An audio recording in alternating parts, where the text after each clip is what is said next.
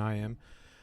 You're following me on this recording. This is going to be a session that I played yesterday on the 1st of October. And just to give some updates, while I have you here before I get into the poker, this whole thing is all about trying to reach some other people that I'm going to really jive with poker, but people who are going to be really interested in exchanging sort of their skills for basically some of these ideas that I have. So I think I can put some of you to use if you're interested in this, especially if you're someone who has either some like graphic design talent or video producing talent. I'm looking for different sort of technical skills and artistry.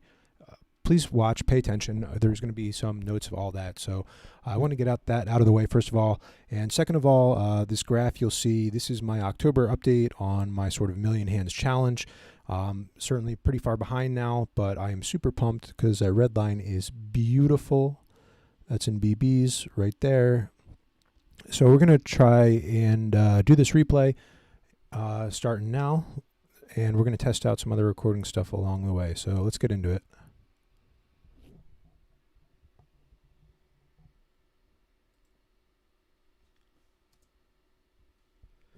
And I think we will have here, I'm going to get some other music going. But I found that I think I should be narrating a decent amount.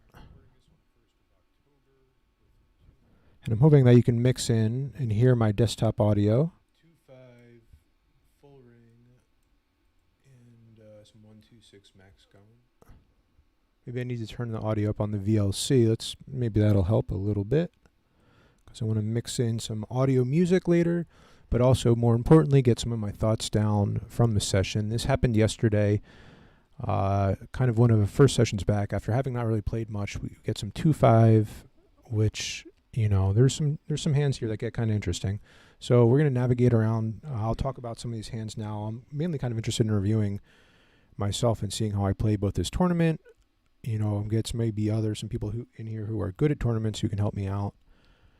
Maybe answer some questions. So I'm talking about table 3, but I think more interesting here is this table. Maybe there's some attempt of a bet here. With 100%, like an 80% range, maybe. But we'll find out as we go through this tournament stuff. I don't really know push charts, and whenever you get to me, make some comments. Be like, yo, that was an obvious shove. You missed that.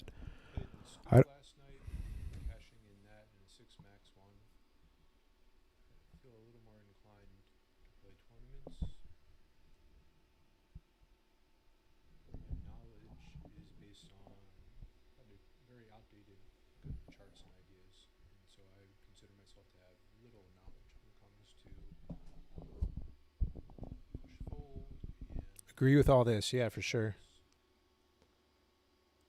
So I will get better with that at time, but that is my weakness right now. I'm going to try to invite some people in here, maybe get some more of like a stream going.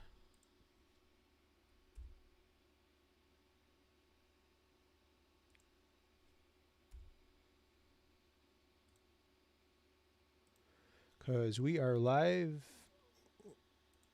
And one person on Twitch. If you do have chat, please say hello. Because we are live. All right. Cool. I really like doing this format because it gives me a chance to really pay attention in chat when people do get in here. I don't have to focus on the hands as much. I can actually review my own play to see my own leaks and thought process.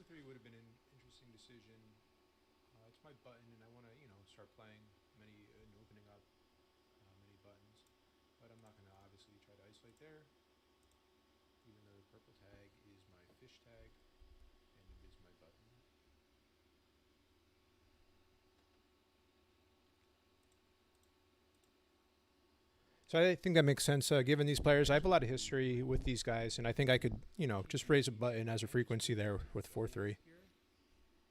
don't know. I'm going to shove, though. So risky. It's a little greedy because there's so many people left to act. So right off the bat, we can tell, I'm probably a terrible tournament player, but who knows? So I would love to know, to have some sort of knowledge on that. So anyone, him calling here, he's hopefully very strong.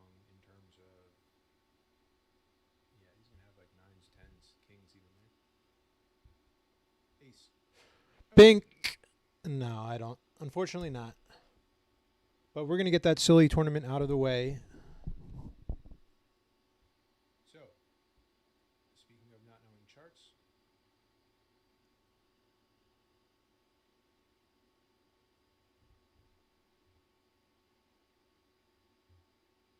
that ace-6 is probably an unnecessary risk right there. But then I see a suited ace with like 14 BBs, so the hand is done. Here I took a check back line on a board that is really good for me against a small blind. I'm going to give up there with the queen. My king here is, and the jack is going to get some sort of bet to apply some pressure three-way. It's good enough to go against purple. Mainly I want to apply pressure here to the man in the middle. Now I'm actually a little annoyed at the position.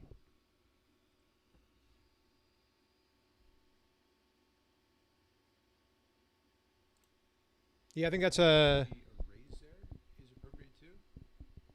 I don't know how tournaments play at all, but I think, you know, this is definitely in trouble just by the min raise size. I think maybe that's a lot of strength. Maybe folding the best hand here, knowing how tournament poker players play, but generally I think with my blocker here, him having less draws here, it's more likely he's made, so I'm just going to fold that. So I noticed a lot of things about that where backdoor potential. I was definitely really timid and kind of scared, and I wasn't playing that normally about that, so that was weak. And defaulting to sort of really passive lines like that is something that I become very cognizant of, and you don't want to fall into that habit repeatedly. But when I'm weaker in tournaments now, I can definitely sort of recognize that in myself. It's really important to, you know, find the language of your framework of how you talk through hands and think through hands. I noticed several sort of weaknesses and even like one sort of expression that I made there that really kind of revealed, they were basically tells. So I highly recommend recording yourself playing and talking through decisions. You'll definitely have to bring down the rate of tables that you play to do so. I think now for people who've given me a lot of feedback, I appreciate that they say, you know, there's a little nauseating with tables jumping in and out. I think this is a pretty good mix at like 4. I think I get 5 or 6 later. It's pretty standard. I think this moves at a nice rate. I think it allows me to kind of like narrate with my past self as well too, to fill the gaps. I'm hoping to get some people in the chat. Oh, I want to get some music going because this is essentially like a happy hour. I hope this doesn't screw up the audio or even kind of throw off like YouTube and get the audio silenced. But this is a Hood Internet mixtape. Oh, that's loud. That I haven't heard yet.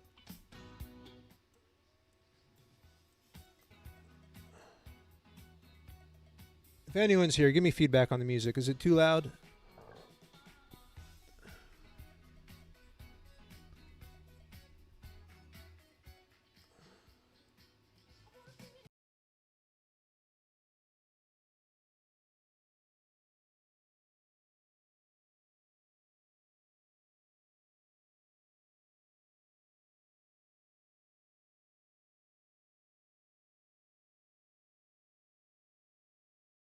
Potential video producer, production person I'm looking for.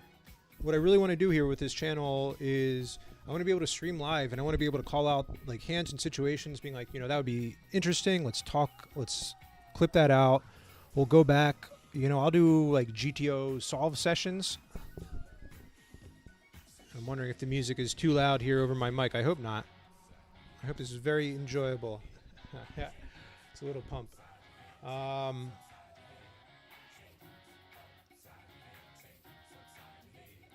I don't know if this 4s is a raise here. I think it definitely has to be a call here now. I mean, you know, with my stack and his stack, maybe it's just a ship to see all the cards. I don't know. Maybe I should just bet here. I think that makes actually a lot of sense to bet here. Apply a little bit of pressure. But you have to bet call still, which is kind of a little tricky. And it's better to protect maybe his bluff range, to keep that in there and to use 4s as a bluff catcher.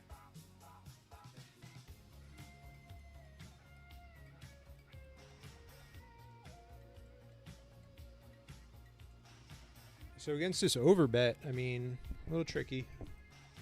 All in.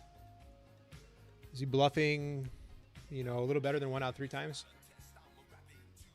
I thought I talked about this hand while I was playing. I'm surprised.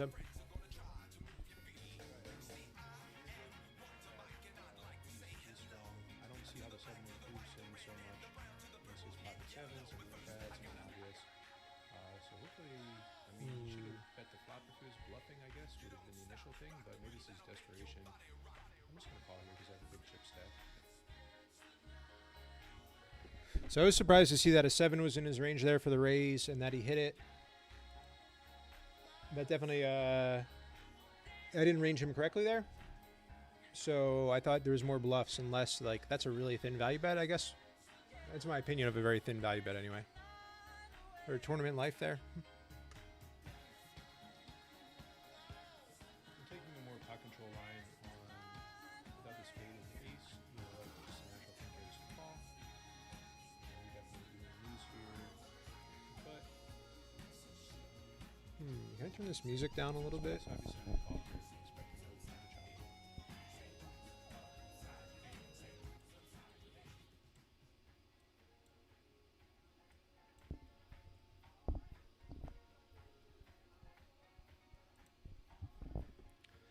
And so with a video person, I could then do like just pull up study sessions. We could clip out hands that were interesting, just go through it kind of for the right person with the right skill, could do some production and editing that would obviously be much better than the time that I can invest in this.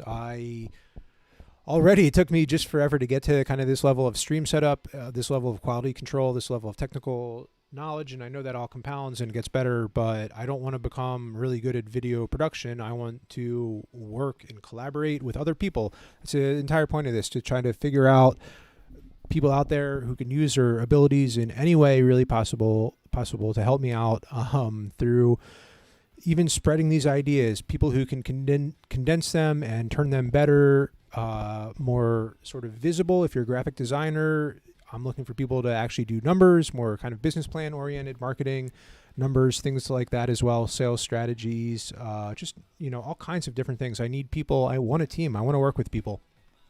It was a revelation to me when I heard Fader Holes talk about how, you know, his crew of poker players eventually just turned into like a crew of business people. So I want both. I want those two things too. So if you kind of resonate, if you see the poker ability, if you're interested, let's just talk. You'll find a way. Because I want to do a lot of different things. You know, I'm also here for the people who are not just here for ideas, who are here for straight up poker.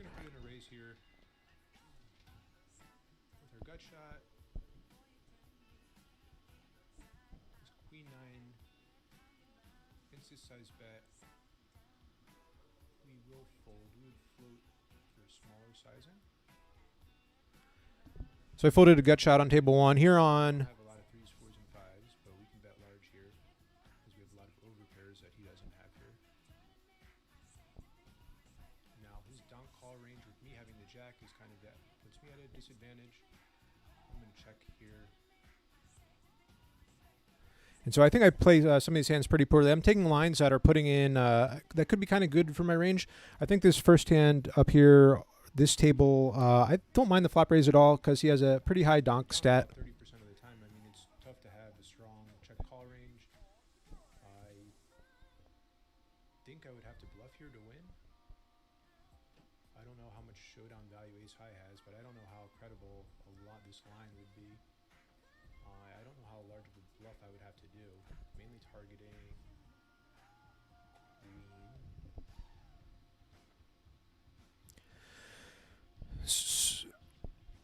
Okay, that worked out, even though my jack is really kind of like the worst blocker there. That's one of the nice ways of raising the flop there. For that reason, you know, the hands he does continue with are going to be kind of weakish. You know, my jack is a bad blocker to one of his natural kind of bet calls there, which is some sort of like jack 10, jack 9, something like that. Ace jack as well.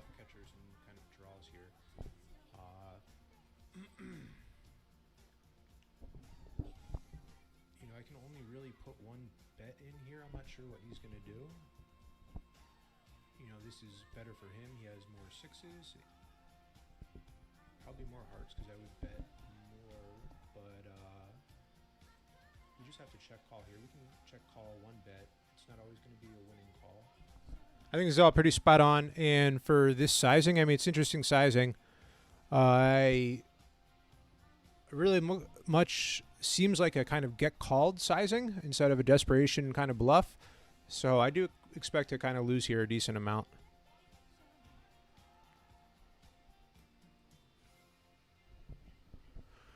Fair enough, fair enough. These things happen. So yeah, that's just disastrous there with the ace if you were to get like bet raised there on the river. Not that he's going to be bluffing. He's probably going to have value there, but maybe he wouldn't with the 6. Maybe he would just call there and reserve all his raises for hearts, which he should do for sure. There's still a lot of overcards that can come on the river. I guess a bet here for me is kind of polarizing, so I'll choose a little bit larger size here. My kicker is really not good, obviously, but having any ace there is kind of nice. And there's definitely some cards there, maybe on the river, that I'm not interested in seeing. But my hand is very strong, and if I'm going to get a bet there, maybe that's a spot to get it. And I think I can protect there as well. That's pretty good. Yeah, I mean, you know, if you ever run into the player who isn't defending on those aces and kings, you know, you have to be able to put in some big bets into them.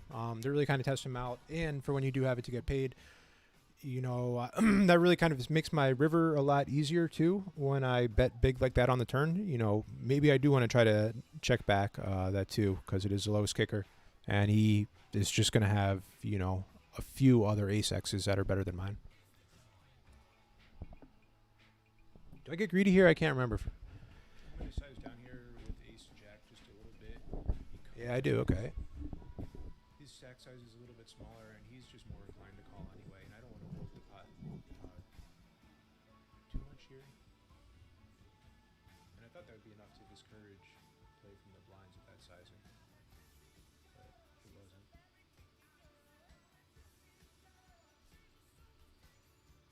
Now there's probably only a few.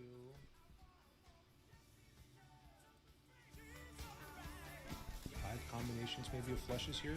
Four combinations, not many. My default strategy is usually betting a quarter. I'm going to do that. I don't know, this is, you know, a spot where most people are going to play actually a check range, but I really like betting a lot of 3 flushes. You know, I've spent a lot of time kind of looking at that, but multi-way is always tricky. And I, you know, with top pair, top kicker here, it's just kind of a whack spot. I'm not sure if my hand serves better here to protect. I don't know if he's donking here because he was so strong he wanted to check around. He wanted to see a blank turn. I don't know if I want to polarize here with just top pair, top kicker and give him a free one. My hand can't really improve. It can always easily call here and then call a river again too. But do I want to be doing any sort of raising there to protect myself? This keeps more of his bluffs in.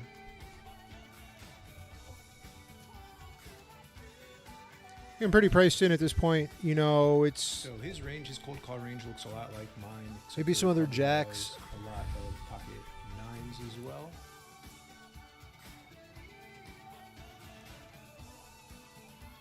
I mean, I have a clear call. I have a lot of calls here. I do have some folds here, obviously, that I mix in as well, too. So he can be betting. Okay, so that's why you so I have to bluff catch, and I can be just calling and winning against other jacks, you know, other hands. So I feel pretty good about that still. I think that's pretty natural. That's just a frequency thing. You're going to lose sometimes. The real decision, I guess, there is thinking back, am I going to raise that turn? And maybe at those stack depths, that's still not prudent because when I get called, I'm just going to be so dominated there. And maybe that's just too frequent, that he has too strong of a donk call range that includes just maybe sets or already flushes.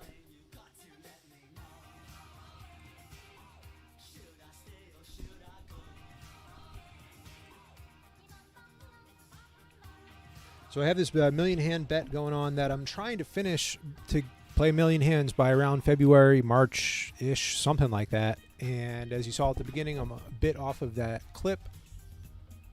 maybe that's the kind of thing that we could maybe get some action going on, something like that. Who knows? This month, my goal is to rock at least 75,000 hands. So we'll see how that goes so far. I think I'm already a few thousand in. I haven't really checked. And that's definitely been a kind of weakness is my endurance recently. I definitely want to get that going. I think that'll be a nice benefit of streaming more often too, is a little bit more dedication to both get sessions in to play and both to kind of get them in for streaming recording. So that's something to look forward to. 75,000 hands. Poker's going pretty well. Hopefully get more 2.5 content in. Curious if more people here are 20 players, because I do want to mix more of those in.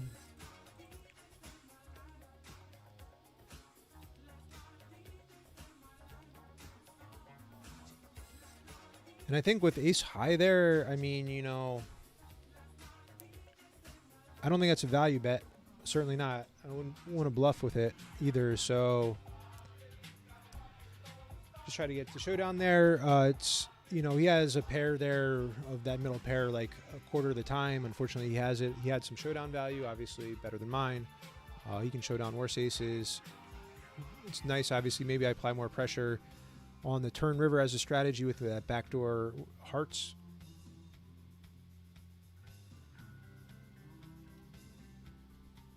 I'm still really trying to figure out tournament betting strategies. It seems like, you know, you can get called so lightly and you can value bet so much better than cash.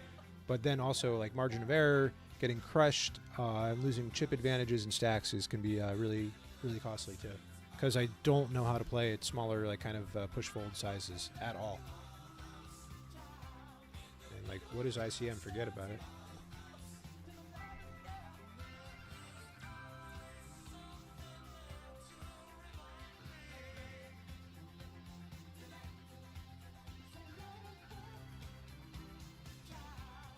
It's got to be a standard fold there, right? With tens, maybe? I don't know. Maybe I played that too fast, but maybe that's a cold call. It's weak. 2-5 is obviously a game that I am not playing as much, and I'm trying to play mainly good games. And I am definitely being weak passive. Obviously, you know, there's going to be a point in my game where that is going to be a clear plus EV kind of like maybe range call or range decision there, but I was not at that point right then and there with tens.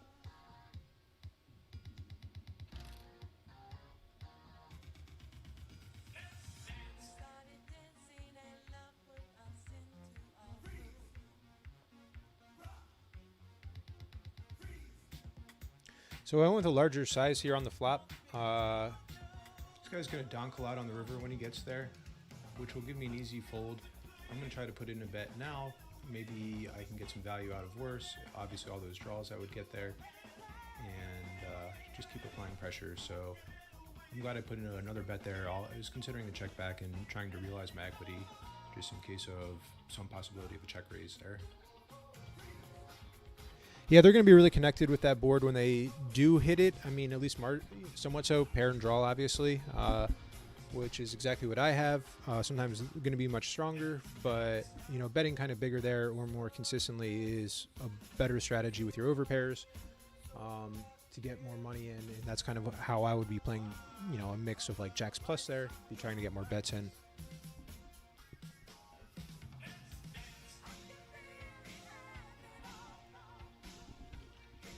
I'm going to play a range C-bet here, just applying some pressure, cleaning up some of these cards. Top pair can obviously start polarizing here a little bit more and going bigger.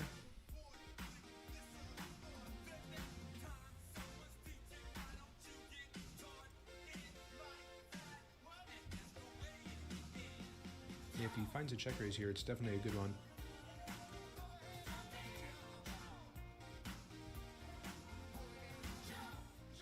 So, here's a value bet. I wonder if this is somehow a counterfeited two pair.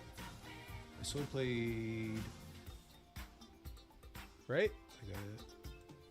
A hand that he could have. This would be a good spot to go over later. I should, you know, this is like clip this out and go over this hand. Unlikely. I did not really review this session yesterday. I kind of know if I have a value bet here. I'm just gonna check. And against these two guys in this button, I'm going to actually raise. So I won the there. tens here. I think it's better to try to maybe play with tens heads up against one person than a multi-way pot. Maybe more people act.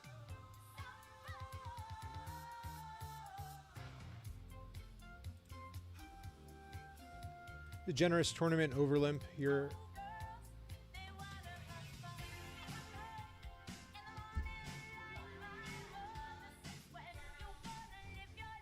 It's not really an exciting spot. You know, I open up early position here, and you know it's his range advantage. So I'm too high up here in my range to have a lot of not big call. Aces here, maybe ace jack, pretty standard. I think range c bet here.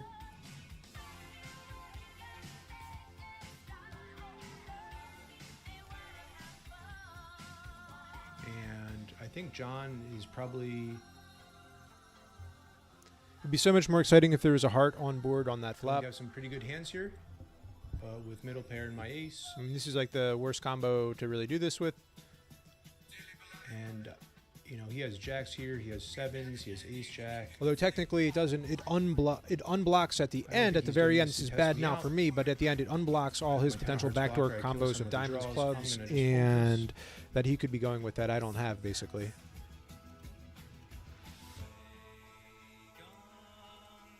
Now here comes kind of like an uncomfortable decision whether John is going to go for it. I think with most of his value hands he will, so I will fold. I don't know how many bluffs he's going to mix in here. He should.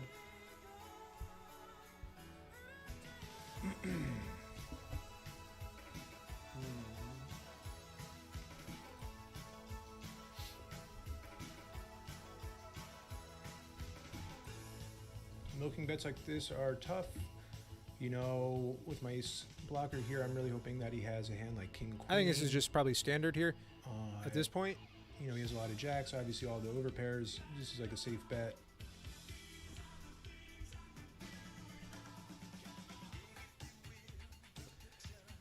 You know, at some frequency, it's kind of nice that, you know, with aces there, even though he does get all that value, he gets to that node on the river. It wasn't some sort of like all-in node.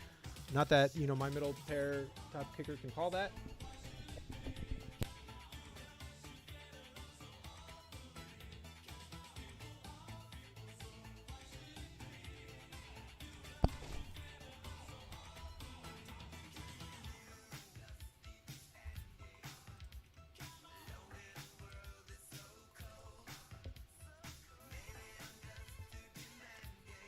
So here's a spot maybe I could donk here to just, I mean, really kind of freeze and put some action out there. I'm not going to do it that often. It's definitely kind of like, you know, exploitive more so than like range.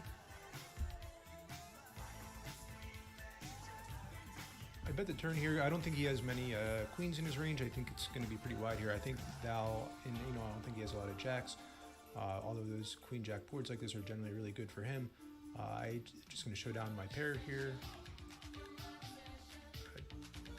Okay, and here with top pair, I almost considered donking this flop. I'm going to just call here and see how the hand progresses. I still kind of like that flop donk idea. My top pair. And with all this showdown value, you know, maybe if my 9 was a little different, but maybe that is a thinner value bet. Me raising under the gun. It's tough to figure out with the ace there what that means to him. To try to get stacks. What do you think it'll mean for me? Start with a smaller bet. Oop, I missed it. And you'll see this tournament's kind of funny. I do not play this tournament well. There's a lot of mistakes that happen, including timeouts. And just I have some like hotkey failure later on.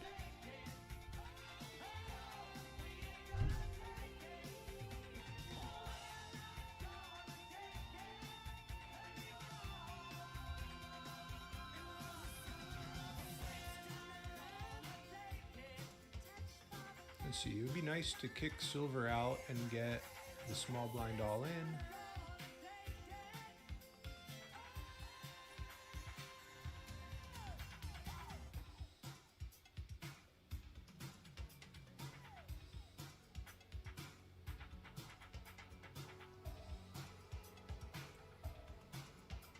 I would like to get 9s to show down here instead of turning them into a bluff. It'd be nice to clean up some equity. think I'm going to try to do that with a very small bet. I don't know how well that works, but we'll see. I like moving, definitely advancing this node here with my 9s on a king, 10 here.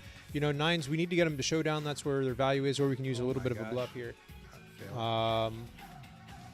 When we get to this point, though, I'm let my failures compound here with the 9s.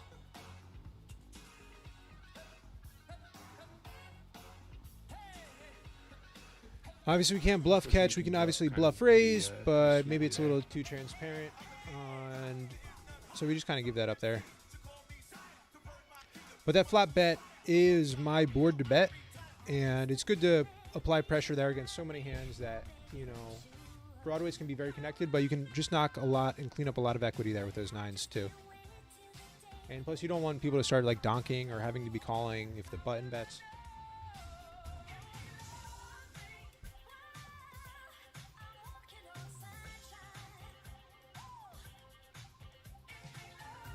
So if anyone follows this and is the right kind of person, I'm also trying to get like basically some sort of like both poker, like a grind house and social clubs going, places to meet up and I would like to meet fellow Pennsylvania players. To say that I'm not opening it sort of so wide that I can't just call some 3-bets here. King Jack off is kind of a round, like a threshold mixed decision though against this player.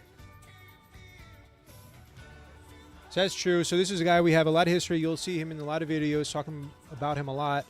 We want to keep a pretty strong, balanced GTO range against this guy.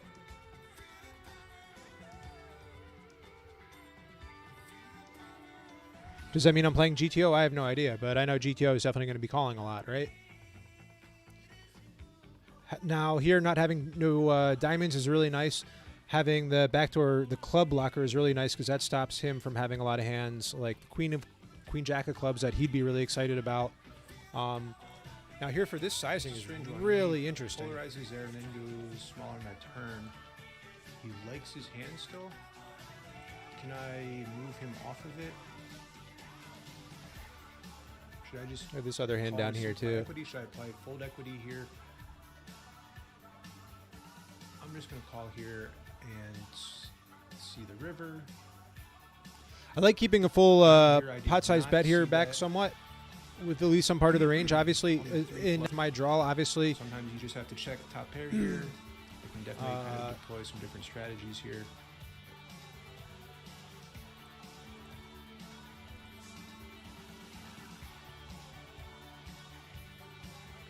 His hand makes sense. Any guesses what he has? I mean, he can be doing this with a lot of hands and now a lot of bluffs too. Maybe is one of the dangerous parts about with the King Jack. I appreciate that I got there. I wonder how strong he is. This is going to be interesting to find out.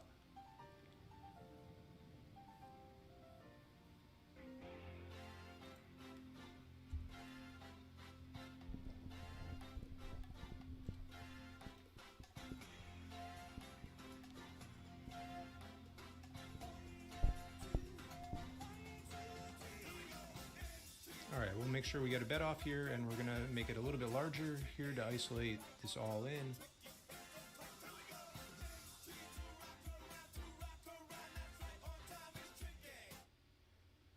All right, I'm gonna try this maybe without music on for a little bit. One of the things I really want to do is, I mean, I do want music for longer streams. Maybe that's just for when playing live. But now on these other sessions, I mean, if I'm putting in an hour here, it's nice to have any. And make that enjoyable. Here's the spot where we're going to polarize. Here, my ace king, I'm just going to check to draw. Even my top pair here could be losing to some 2 pairs and sets. Obviously, those are the hands that I'm most concerned about. Obviously, some other top paired set now turn 2 pair. I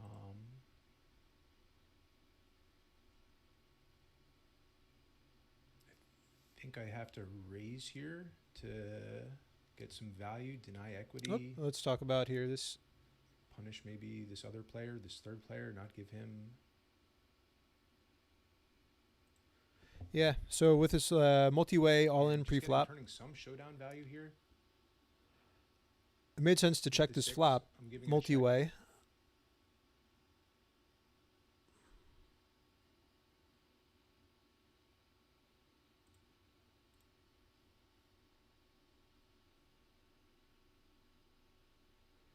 And so ace 3 and 2 7. Ace 3 is it'll good. be easier to play this hand with a 3-bet my ace queen, so I'm going to do that. That's his hand up here, this ace queen. I do believe that's true. It's much, much easier to play here with a 3-bet. And now here back to our regular friend, John. I'm not sure how light he floats me here.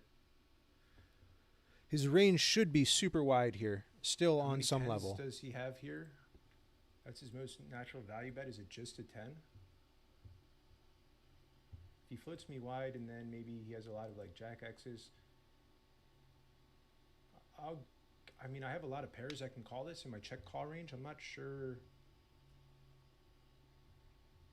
if I need to call with the 6 here. It just feels off because his range should be super wide. Even though I'm under the gun, his range should be wide. So that was a good play by him, taking value, basically some of his strongest value there to the river. That was a good decision, not playing too fast when, it would be very kind of polarizing right there on the flop when my range would only be kind of then restricted to overpairs. Call here pretty quickly, as I will with a lot of overcards. I think Yinzer is actually going to have a lot of error here that he's going to give up on this turn. I think my ace king high still has equity to realize. I don't think I need to employ fold equity. So here in this 2-5 hand with me 3-betting the button, it's a standard. This hand I think would be to shove here, maybe. That's really my best way of winning the hand for sure. I'm not sure if that's like the highest EV play though. Showdown value. He just has so many pairs here.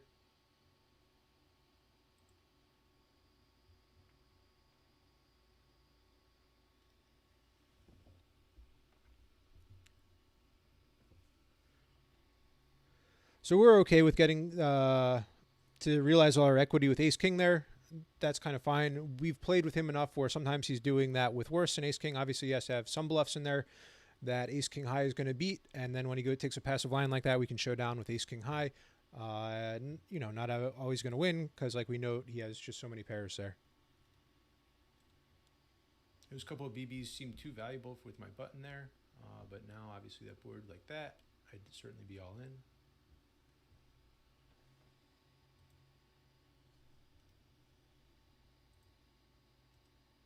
And it looks like this 2-5 game is no longer one that I really want to play, so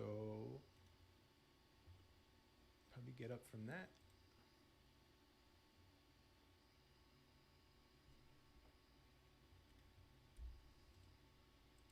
Very natural range c-bet there. And that's the 4A and the 2-5 there.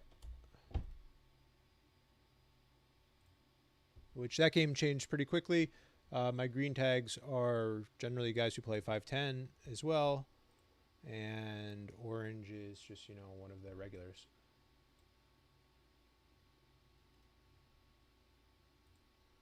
So somehow if you are the kind of person who is listening to this now and lives in Pennsylvania or would even move to Pennsylvania, who is like really psyched about poker, the kind of person who just really, I want to bring more poker to the physical space world. We have no casinos right now. It's a real bummer. If we could do anything to make some sort of like poker social club, or if I could even get some sort of like grind house, prop house kind of thing going, I really want to do that. If you're the kind of person who has the ability, both financially, independently, skill-wise, time, who can make an investment, who really just kind of wants to grow or enjoy poker more on any level, I want to bring more of that to people through my teachings and just my ability to hopefully hype the game later on down the line, to just make it more interesting, bring more people into the game, make it more fun, make streaming more fun. All I'm asking is just whenever you hear this, whenever this reaches you, you say, hey, oh, that makes sense. I could do that. Hey, I am interested in poker enough to want to be interested in like a social grind space in Philadelphia or Eastern PA or up in the mountains or Pittsburgh, Lancaster, somewhere like that, Bucks County, who knows, out in Potter County, get out to the woods and just like play poker all day and then, like have ATVs and just like nothing but nature, or be in the city, with around a lot of other people who could be in the area. I see so many people who play from like Scranton and Harrisburg especially, man. Harrisburg especially, like there's a Harrisburg, so many grinders, tournament wise and otherwise.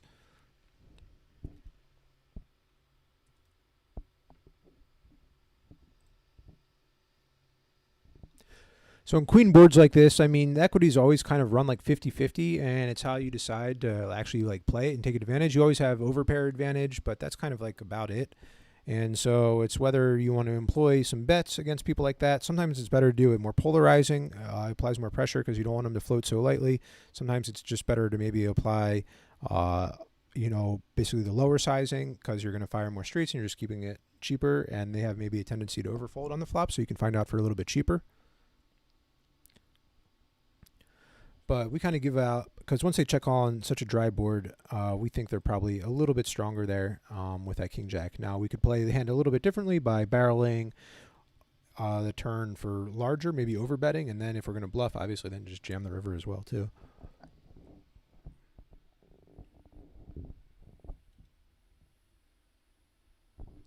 So you saw that graph in the beginning. I am now like a much bigger red line winner than I was, and a lot of that is coaching, paying more attention, playing with more presence, just kind of, understanding the game better, the game trees, when to apply pressure more, exploitively, basically some human psychology stuff too. So I'm really proud of that, that red line in for the BBs in that graph is finally at, basically trending upwards, and I got to even on the year. 15 minutes of late registration for this.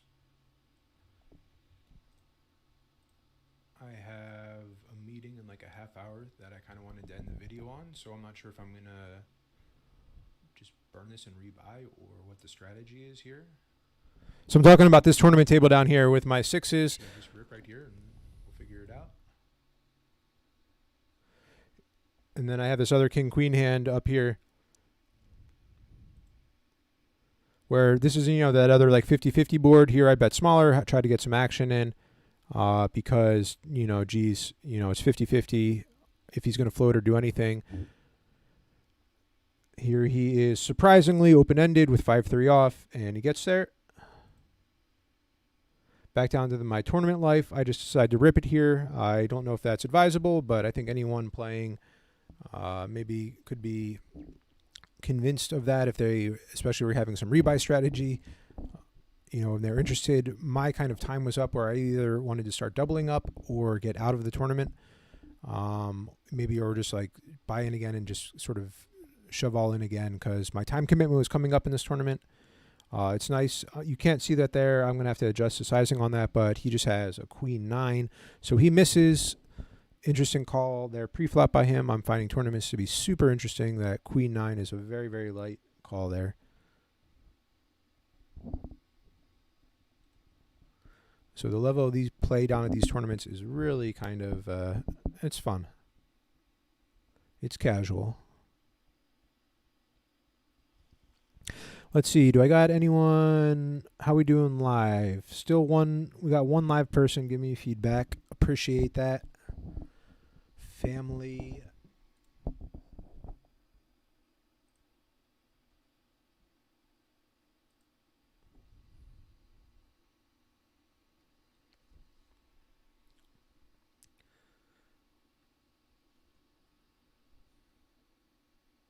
What I want to do, you can see the projector on the wall. I have now like a game pad, like a PlayStation controller, to be able to kind of like stand up and maybe navigate through the hands and like the editing here through OBS with that. Take an aggressive raise instead of just kind of sitting down here the entire time. Basically put himself into like a pretty weak hand, and so I definitely have a lot of these kings.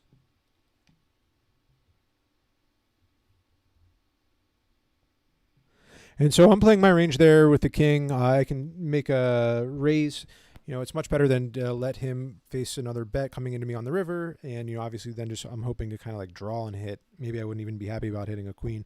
But you can put a lot of pressure on there, and he's going to make a lot of folds, and you have obviously some backdoor draws and even best hands there. Doesn't seem like there's a lot of 6-5 out there. And there's a lot of action-killing cards. So here in the tournament again. Pot is, that's just all in. Is that what I'm going to rip here? I guess so. And I think you always have to shove bottom set. I mean, that's just kind of what you do before action-killing cards come. And it seemed like the only size here was pot. And, maybe I guess you can min-raise hoping someone else comes in, and then maybe expect overcalls because your hand's so strong. Maybe you want to kind of stretch out the EV onto later streets as well. But bottom set seems like a natural raise there for what was essentially less than pot, just less than pot. So we do pretty well with our 6s and 3s in the tournaments. We're getting up there. We're back to some sort of nice chip position, comfortable. Still no idea how we're really playing. Let's see. It says we're third at the moment. That's pretty good.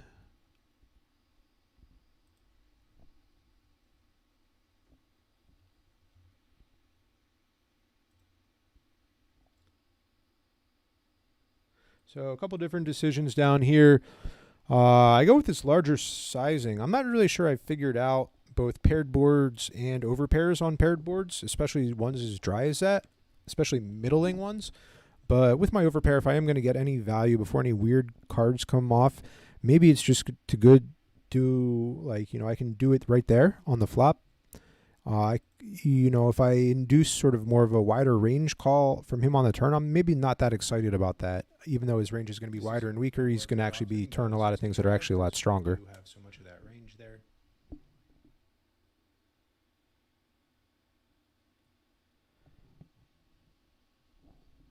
And given what I've seen so far from other players, I mean, does it go with? I'm just going to fold there. I keep timing out on decisions in the tournament, not knowing charts. Hopefully, we go over this later. I've seen all kinds of stuff there from tournament people, though. I mean, I've seen pocket twos put in weird 3-bets like that, weird raises. So I'm not entirely sure on tournaments. If you're a tournament person, let me know. I want to learn. I don't have, the path for that yet. The knowledge is missing. And with just too many people to act, I think that's a fold there. Could be. Maybe that's a waste of my chip stack, though. Who knows? I'm not sure.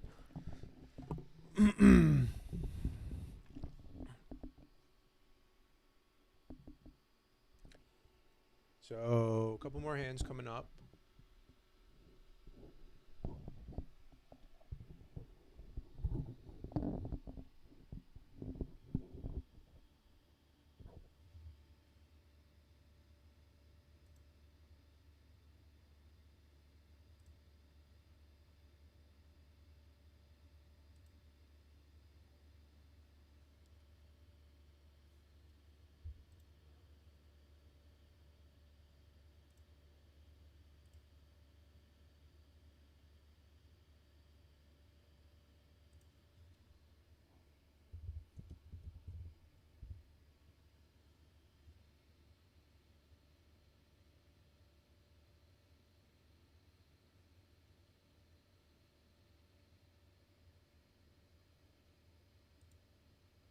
That would be so nice. All right.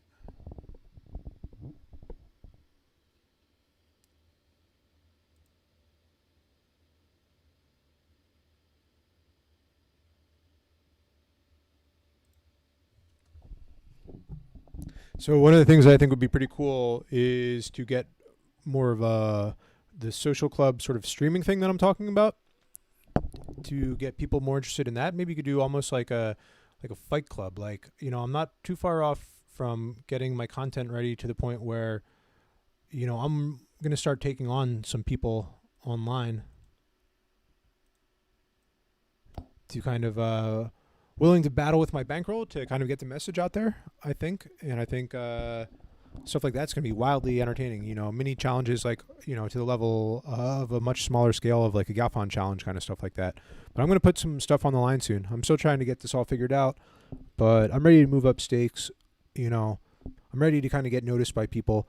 there's a lot of people out there who, you know, I'm putting money out there right now. These profits and this poker money is so much better served by helping and growing some other ideas and becoming more social with it.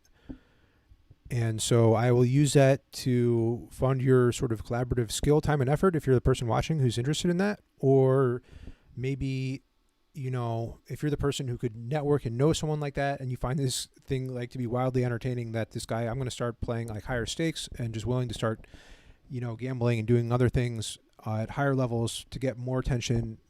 So the network that I need to build, maybe that is a network of your network. You know, tell people about this, kind of spread the word. I'm looking for help here on a lot of things, and because there's a lot of different pieces to what this channel could be, and we'll see how it grows together.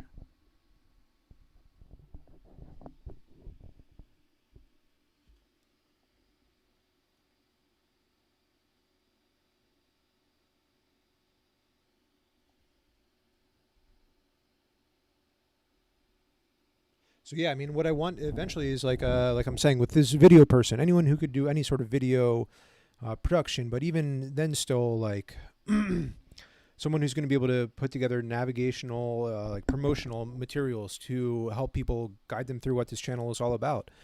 You know, condense sort of some of the audio clips of me talking about the goals of the channel, maybe even drawing up some like infographics or like, you know, cartoons, and just making like a nice display of what the channel is, some like fun poker stuff, but also some of the bigger picture kind of goals with poker and without as we figure them out.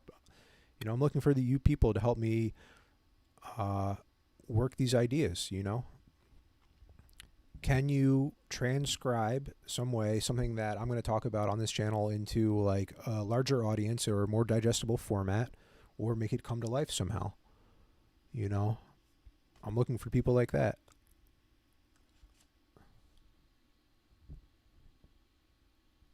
You know, if you want to get better with poker, just following along, I'm super stoked on that. No big deal. That all this poker stuff is kind of like, you know, I'm doing this to find more poker related people. It's so clear that that's a really important part of poker development and growth. So this sort of small network that I do have right now, I'm looking to expand it and grow it.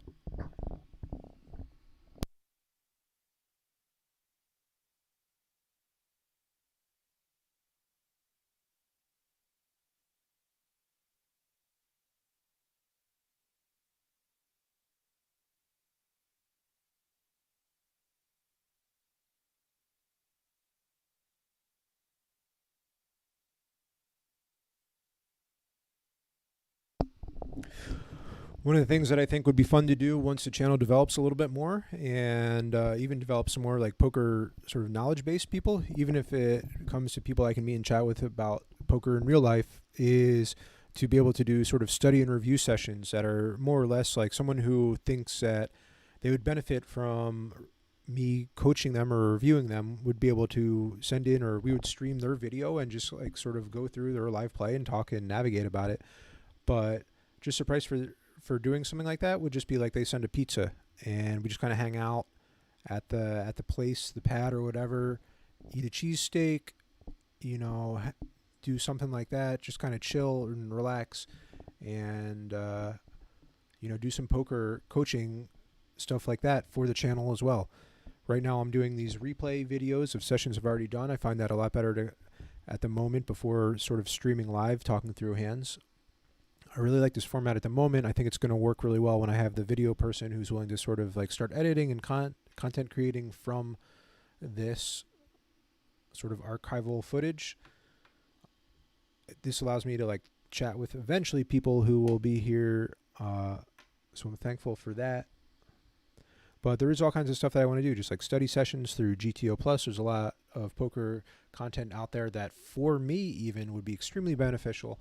I would pay this video producer person to just condense highlights of my note taking, you know, instead of having some like GTO revelations where then I'm saving some like random file that's so far deep in like my computer that I'm never going to go back and remember the notes on it, and my poker notepad, like I'm not going to go back through it. But if we could go through a hand in GTO Plus and condense 20 minutes of knowledge into like a minute's worth of conclusions and takeaways or less, like a poker proverb kind of thing like that.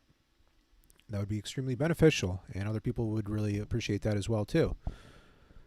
So, I could just go pay like Carlencho Productions and go try to hype that. I'm not trying to really do social media hype right now. I'm trying to just find a few small people to work with to grow who are talented at the moment. Anyone who wants to spread the word about that, super appreciative of that.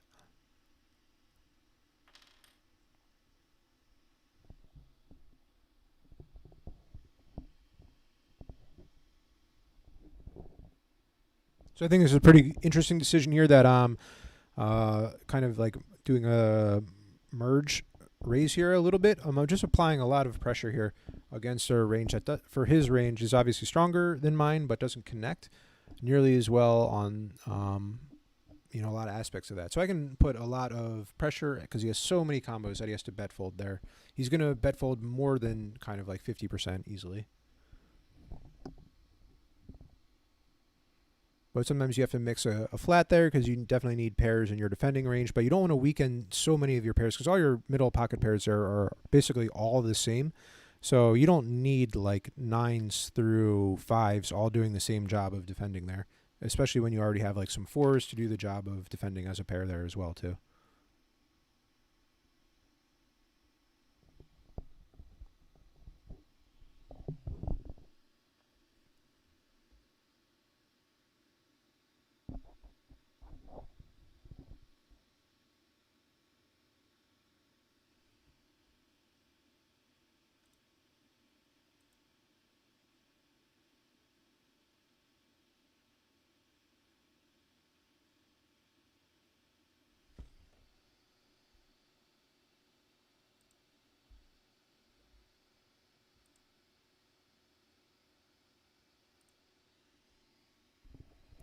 If there's some way to set the speed, which has like through an actual panel instead of like some buttons I could click, if you want to comment on that for how to do that in VLC, or if there's a better player here to play back some of this, I'd appreciate knowing that, because there are times where I would like to speed up or slow down playback through VLC.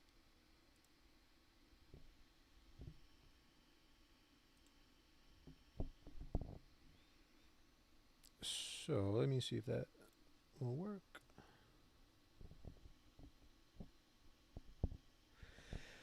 And here I'm just coming out guns blazing, which what I assume are kind of like some fishes, and it puts it really makes the big blind put in a lot of money that he may check with. So I will. He's been pretty quiet, so I don't know. That's a bit frustrating in terms of this is now definitely a board that I have to bet. No problem.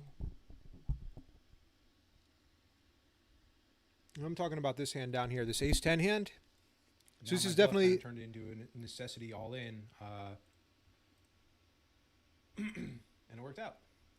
And here I let out strong. I don't think he's going to be slow playing me at this point with a very strong hand. And I can still look polarized and bluffy here.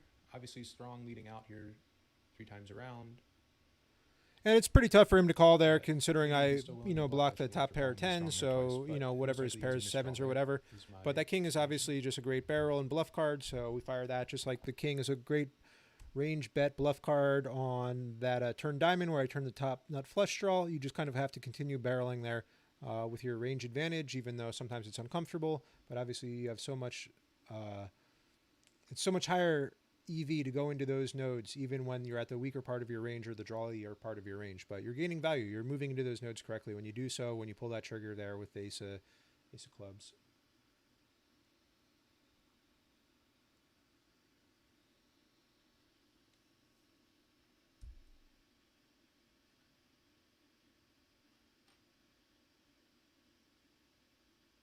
I could check raise this. I'm not sure what I do here. Against a smaller sizing,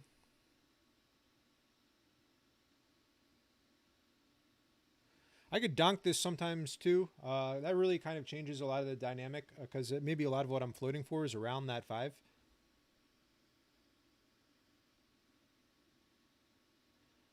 Now, we feel really good about this hand, but I'm not sure if we're good enough to value bet, given that he could still have a lot of like 8s and 9s and such.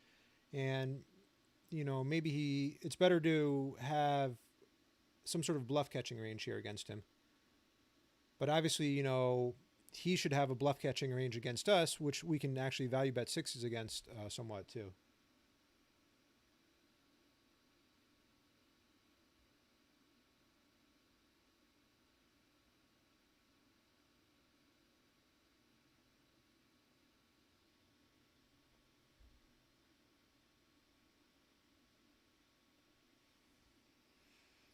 And without the diamond there, I go a little bit bigger. The ace is always basically just like a kind of range advantage card to bet here. I check.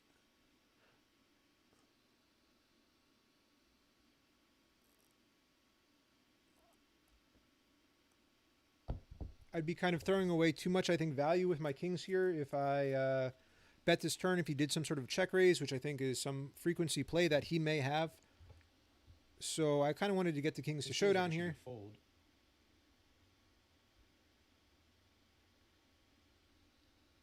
I'm actually going to fold this. It's very, very,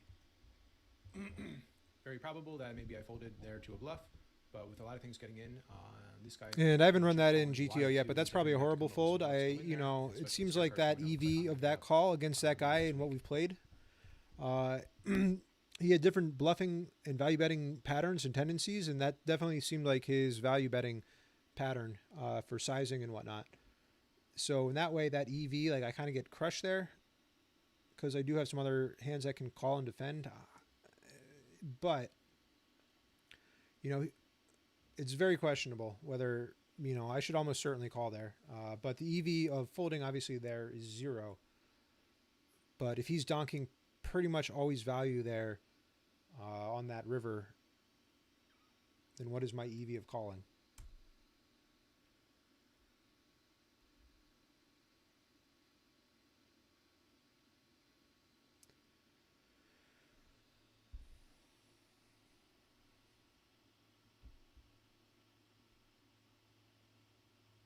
So on this flop, we kind of fired a very interesting bet because the ranges should be wide, so it applies pressure. Or he bet, and we call because we have definitely like a strong enough pair. Catch here. I think that it's likely that these 8s are good like they were on the flop. His range is going to be wide. I think he would bet a lot of kings on the turn. Maybe I still have to call here though. Frick. John has a pair here often though, and a pair of 10s as well. Queens, okay. Good bet by him. I didn't really want to call there though. So multi-way dynamics are interesting in that, his flop bet is kind of protected there, and that river bet is kind of protected there. So he's going to have value a lot, especially kind of for that sizing. But he also just, sometimes you just have to call there as well too. Him not betting the king is weird because if he was bluffing, it's kind of weird to reserve bluffs for a check king when a king is a natural bluff there on the turn to then go into the river. What bluff range is he not continuing with on the turn? And that range, he's just pot controlling queens and jacks, which made a lot of sense.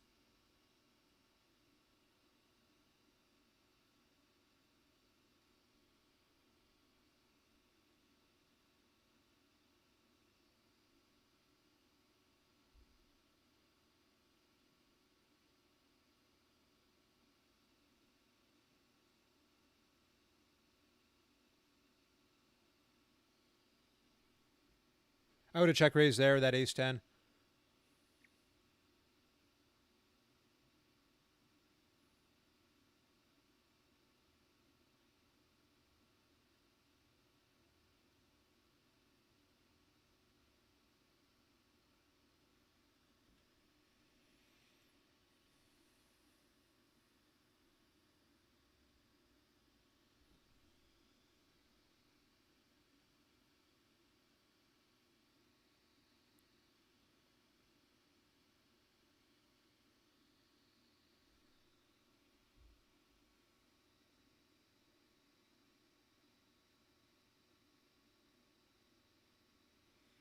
So down here, I mean, given stack sizes, I'm not sure if this is, you know, if 8-9 is even good enough. It's an under the gun. Once this goes multi-way, given my stack depth, if this comes somehow interesting, it seems unlikely that BB is ever to call or shove here. Just for the fun of it, not really knowing though, I kind of just call here with 8-9, figuring I'm the most likely one to be playing that range. You know, it's not really disadvantage. It's a disadvantage to be playing so out of position from such a weak range already, but whatever. We're playing a spot that I don't think is that bad for us. Maybe I'm wrong about that.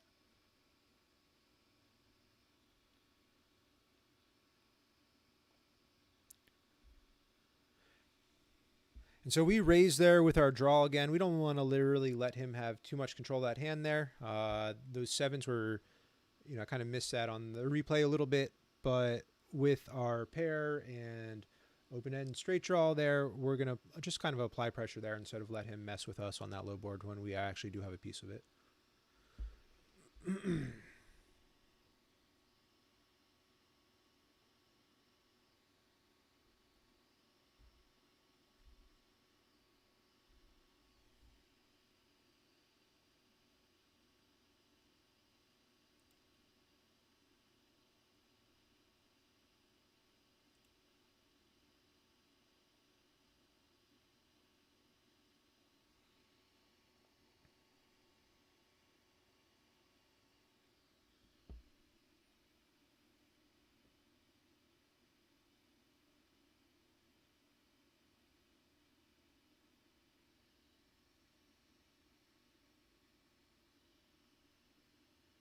So this is a trade-off of where no music. It would be nice to have some music on in the background. What can I find?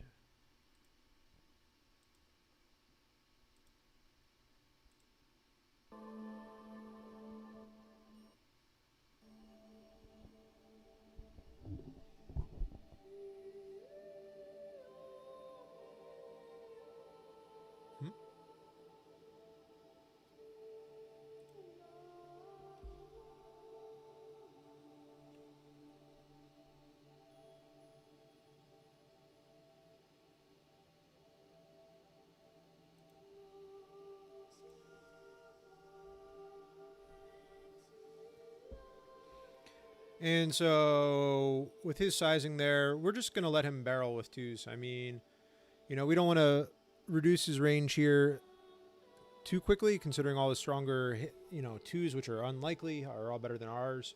So it's nice to reach this river because it allows us to put in a lot of bets here.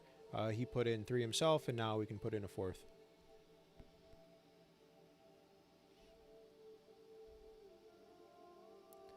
And here with kings, we're in this spot where he check calls a polarized bet size here on the turn.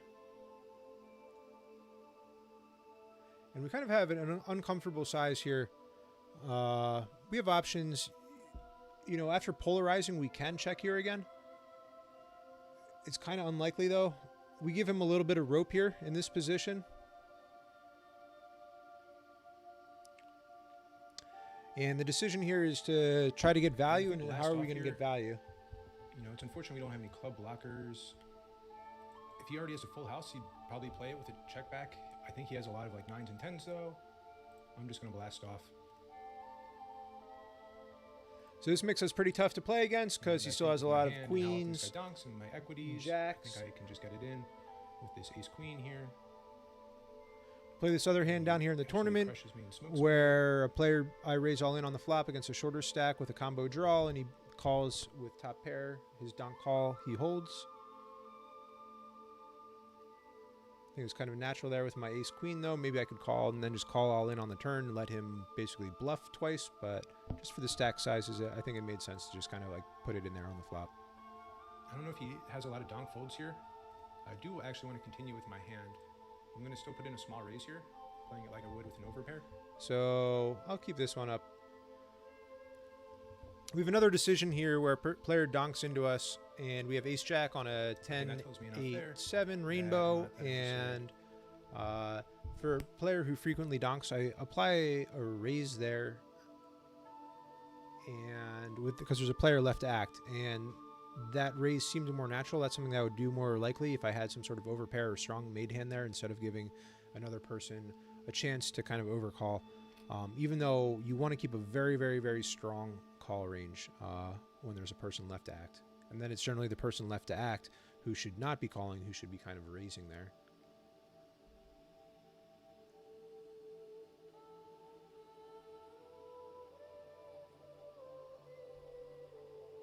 So it looks like we catch some hands down here on table 4. The tournament is on a short break, but we get ace king, and we have ace 10. Kind of need to fix the sizing on that, don't I? How can that be better?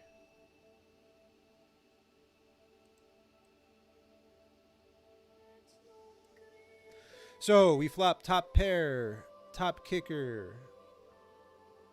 We block one of his natural continue bluffs, which is like an ace king.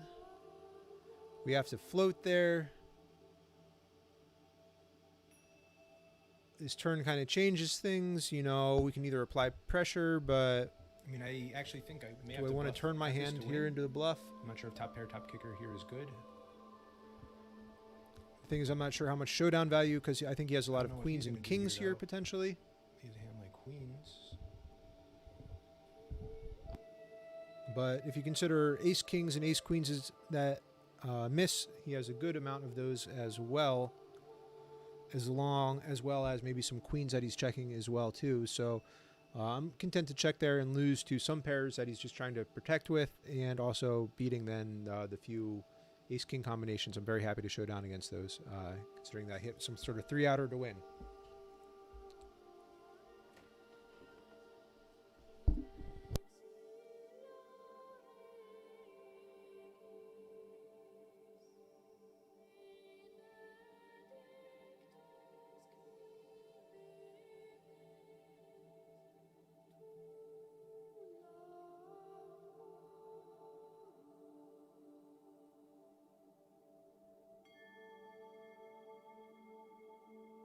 All right, so in this session here, it's kind of closing up and coming to an end in terms of, I was trying to wrap this session up to get in a poker coaching group session with a couple other people. And so I'm going to close down this table, and I'm not sure how far, I don't start shoving ballistically yet when I'm recording, but what I'm going to do here is, after this video goes down pretty shortly, I'm going to pull up the next one, which resumes in this tournament a little bit later on, after I can start recording, after I'm done this other poker coaching group thing. And here, this is not GTO at all to fold this 10 here, especially with some sort of backdoor draw. But we're going to give that guy one after we stole one with the ace-10 hand a little bit before. So this may be the end of this video, right? Is this the end? Can I...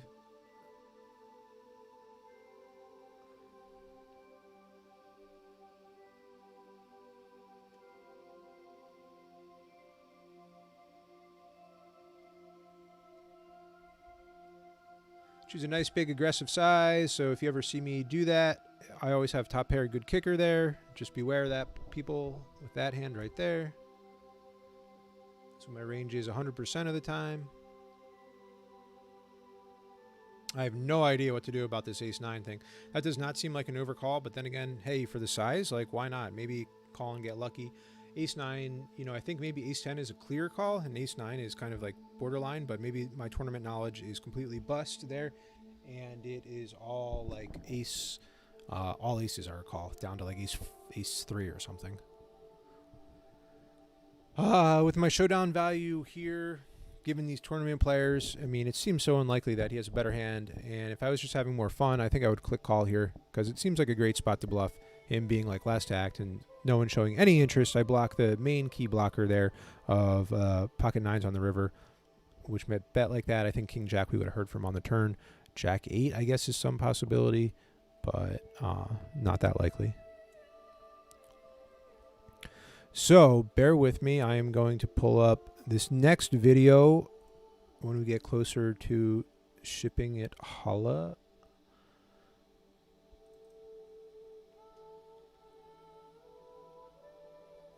And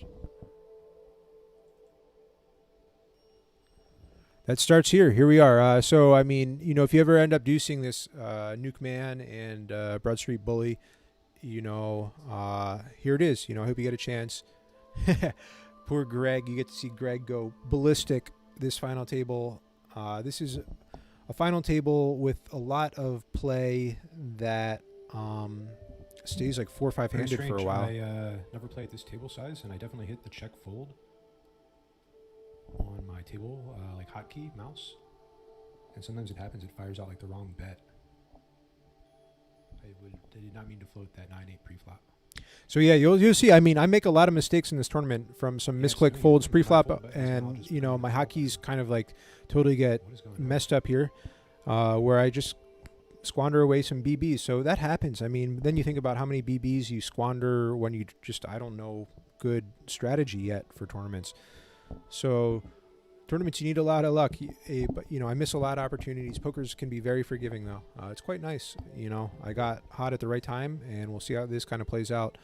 But with you 5 guys, I mean, my entire strategy was kind of just like, you know, I wasn't really trying to even be in this tournament when I got this far, to not care, I guess, a little bit as much until we got down to that last, like, 3 or so when I really wanted to win. So Nuke Man I thought was pretty tough. I didn't really know how to range him that well. And I guess the main thing, though, is here, am I playing for ICM or am I trying to take advantage of spots like this? Like, would this be a shove here? Because I can deal with the big blind there and 5-4 off. But then is that ICM a mistake? Because then if Nuke Man calls, he covers, and I'm risking what could then be him applying a lot of pressure to the big blind from the small blind. And so maybe, can I, there's no one really in the chat here, but if anyone does pop up in the chat, please say hello. I can just see it up on the screen. Because I'm kind of sick of like sitting down for this. I'm going to stand up for a little.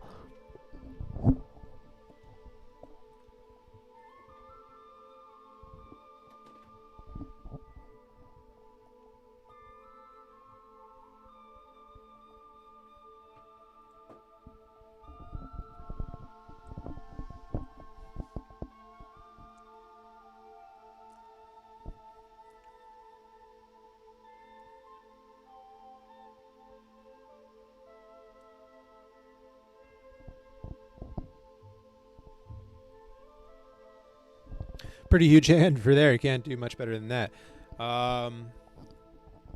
So here at this, you know, I'm super curious, you know, if anyone is more of a tournament player, I'd love to get some feedback and advice from all of that. I don't really know push shove charts at all. You know, is this a spot where I found out, you know, that's almost certainly a raise, but maybe it's just a min raise. But then is that committing? I found like 10 to 12 BB poker to be extremely interesting when it came down to shoves, because it seemed to be plenty of opportunities depending on my stack sizes and the other stack sizes, you know, kind of around that I did cover or not, that I could be employing a min raise strategy in some pre-flop spots or a shove strategy. I don't know if that's actually advisable to be splitting range that much, or if that's actually really advantageous to having some sort of like min raise fold range potentially. You know, how much can you sort of pressure can you apply pre-flop? Is it better to apply all of it? Or does it, how effective is that min raise against certain people? And how committing would it be against something like, you know, in this certain circumstance, if the big blind was to get all in, you know, I cover him by an extra 20,000. There doesn't seem, I mean, there's no way that I could min raise fold against him at this point, but maybe a few orbits prior. I think it would have been more standard, maybe, to but that raise seems this, kind of that seems suicidal to, but you know, and min raise fold, unless there's something that like that 5-4 off I was talking about. So, especially if I can just show down king high there, because his range is just gonna be so wide, especially if he doesn't apply any pressure to me. Interesting spot here, where obviously we're going all in. We cover big blind. Hopefully, small blind is not involved. Dominating, and that should be it. Sorry, Greg. It was a good run. You got some bad beats for sure. You got to win so many flips, you know. Yeah, Crystal.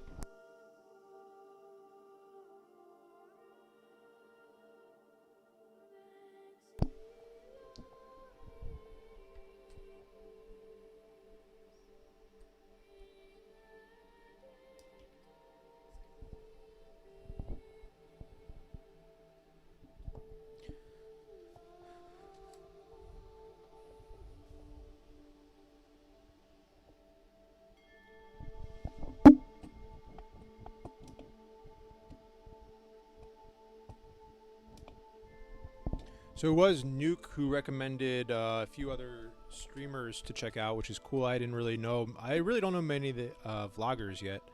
In terms of if I am watching poker content, it is more or less. Oh man, I wish this mouse worked better.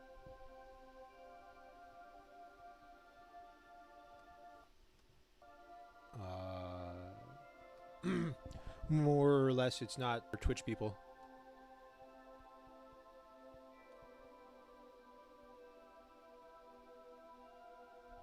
But it was Nemi? I'm not sure. Andrew Nemi?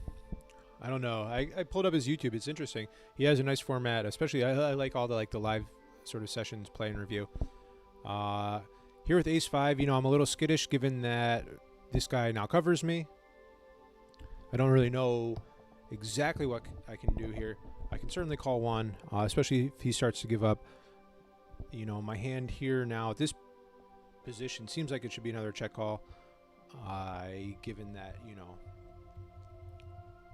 there's just sort of a lot of equity. And with my showdown value there, I take that on the river. He doesn't bluff his king, which is nice. That would be a kind of standard spot to bluff, I think, in a cash game. King 6 may very well just be a call here. In cash games, king solvers really like seeing flops with King 6 suited. Maybe not against an under the gun guy there, though. I'm not sure if that's a range thing or if that would be a huge mistake because he probably shoves so many ace X's. And so here's like one of those spots where I'm talking about with 9-8 off. I'm not going to fold that. I hope please God, I hope I don't fold this. Oh, I folded. So, okay. Is that a mistake? Are you a tournament person? I don't know. Tell me. Because that seems like maybe I'm employing that strategy, but it's a really huge mistake to do so. But then if I were to give him, you know, if I lose that flip against that person, if it even is a flip, but if I lose that like 60-40 or whatever, the chip exchange advantage is just like so devastating that I can't really employ the same strategy on the big blind against him anymore. So my buttons, I couldn't open as many. I would then be forced to have just a shove strategy.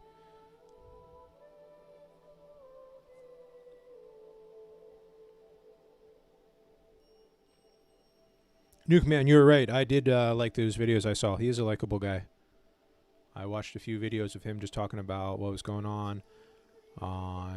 Like some of it post-corona, playing with the glass, just like recounting hands, the PLO hands from like the roof deck, and him playing with Joey was pretty cool too. So definitely a likable guy. Maybe you want to play live, not with a mask on.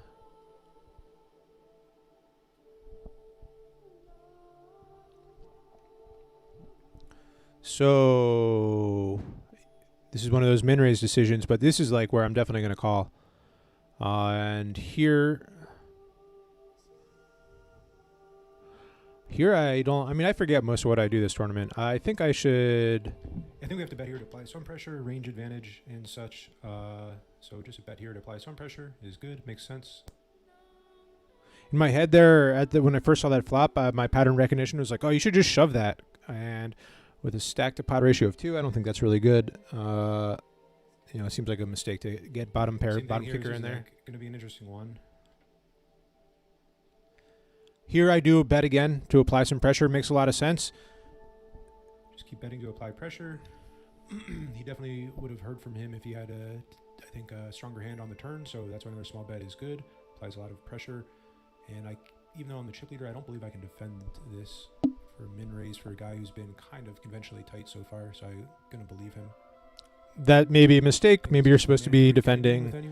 It's probably like 80% of hands. 10-4 off is pretty crappy though.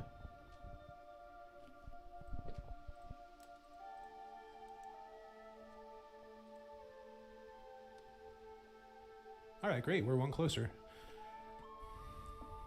And we're chip leader now. Very nice advantage. We could kind of wrap this up pretty easily.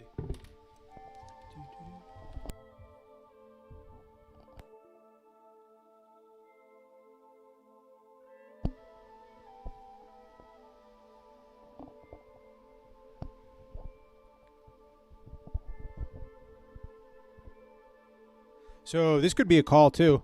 I'm not really sure what to do here. You know, I don't think I want to give someone so potentially big of a stack if we go three ways. I think that'd be good to get it in three ways there. But an ace there is obviously really nice. I would have 3-bet Nuke Man to get it in with him. I just have no idea in that spot. You know, maybe it's better to you guys just go. Maybe Nuke Man can go out there. And then Broad Street still is not really a stack threat to me. I would have liked to have done that. It's interesting this tournament poker because so often I'm just saying I don't know. And that's good for the poker kind of juices. I see so much opportunity for growth and learning here, which is really nice. And tournaments are a lot of fun. I mean, I couldn't believe I kept advancing in this one and getting to this final table. And that hype, you know, didn't really get to share it with anyone, but I heard that's amazing when you get to do that streaming. Get to do this one, post this to the channel. People will get to maybe see that later. So yeah, just keep the pressure up. I like winning 2, losing 1. I guess I'm gonna give this one up.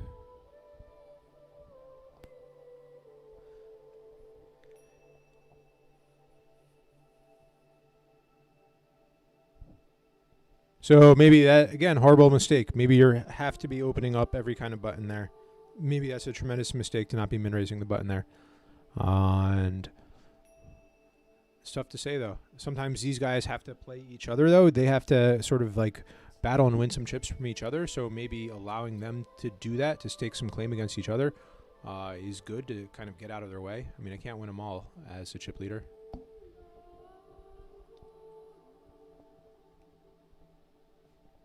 I appreciate him doing that, so I don't have to raise my small blind there.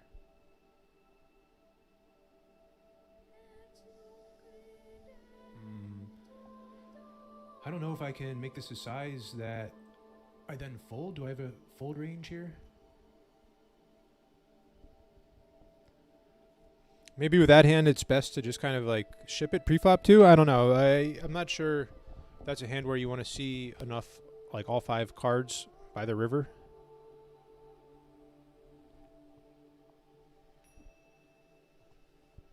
And again, I think this is a min raise, right? It should be some frequency. We have to be raising this button, applying pressure. It's actually pretty comfortable now that these two guys are both around same amount of chip stack.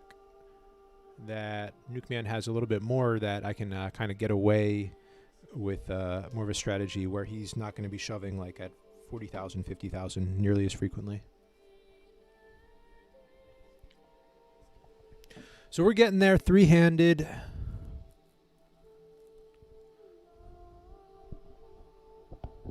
Bit of a curious spot. I think I don't know, I could just call here. He's going to have to play more honestly. If he goes multi-way, I could shove here if I have some fold equity.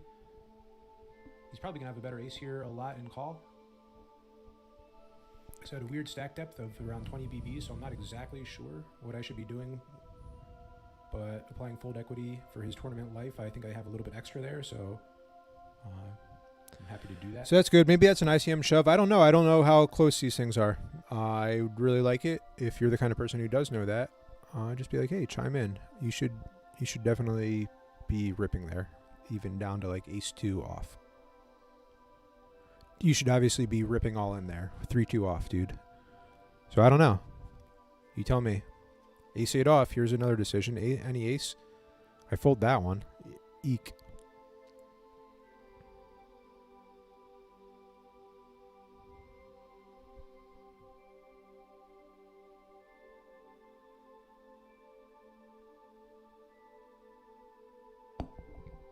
He's going to miss his flop a ton, and he's not going to have ace high here a ton, I don't believe. So I'm just going to apply a small bet there. Yep, got him. Natural C bet. It's nice to win some small pots like that. I get to call here. He's done this a lot. Good luck all ins. And really nicely dominated there. And stays alive. All good.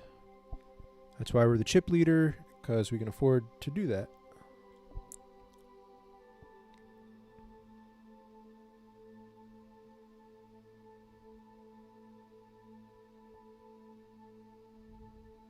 I think Nukeman, you made a lot of good folds. I think there's at one point, maybe it was before I started recording or not, you did flash some sort of ace on a hand where I thought it was maybe a little preemptive to be folding an ace in that spot. I believe I also had an ace too, so I was very happy that you did. I think it was some sort of blind battle situation where you pitched an ace kind of early in the hand. But otherwise, I found you kind of annoying to be on my left, and it was a challenge.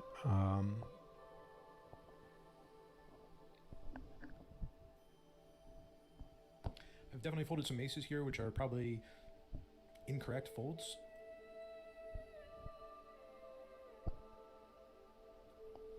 Yep. So from this point on, this is the first time I do this. We just pull up some ICM, see what it's worth. I found this tournament to be very interesting. People kept commenting on it, how the play from like 6-7 to like 5-handed or so was so consistent and long that there weren't a lot of people busting out. The two tables that broke down into the final table, all the short stacks were on one and all the big stacks were on another, so that was an interesting dynamic. So there's some fun stuff that happened with this tournament. And here, as we come to the end of this one, we take this ICM. So we ship. That's cool, guys. I've never done that before. That was fun. Never done that before. One time I tried to do that before the software was busto, cool to do and that it didn't ICM work. thing. So that's cool. We win. That was fun. If you guys ever see that, good playing with you guys. If you ever see this and you think like, hey, one of those other things that guy was talking about maybe has potential, or sign me up, let's do it.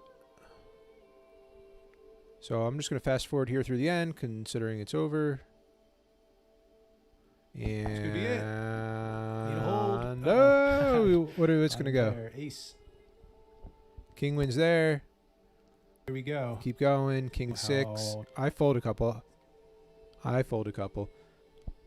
But here we have ace 8. And we get it all in. That's a first tournament we recorded as a ship. So that feels pretty good. Taking down the big 30. I hope to do more of that. If you want to see more streaming of that, let me know. I think we can now say that